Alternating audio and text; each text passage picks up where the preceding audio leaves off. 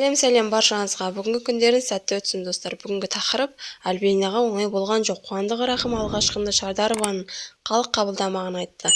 Оны бастамас бұрын каналға тіркеліп, лайк басып, комментарий жазып, қоңырау белгісін басуды ұмытпаңыздар достар. Жақсы адамдар бағдарламасында қонақ болған Қуандық Рахымның сөзінде қит әндердің бірін орындаған Альбина Шардарованың алғашында халықтың қабылдамағын өткізді.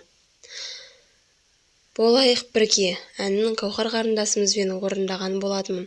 Өкінішке қарай Гауһар қарындасымыз отбасылық жағдайына, оқуына байланысты концерттерге шыға алмайтынын, клипке түспейтінін, менімен гастрольге бара алмайтынын айтты.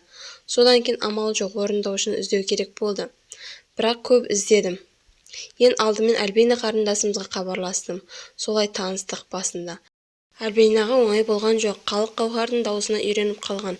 Гауһарды қайтарыңдар деген пікірлер жазылды. Аллаға шүкір 3-4 күннен соң барлық Альбинаны жақсы көріп кетті, деді Қуандық Рахым. Соңына дейін тыңдағандарыңызға рахмет. Лайк басып, комментарий жазып, қоңырау белгісін басуды ұмытпаңыздар достар.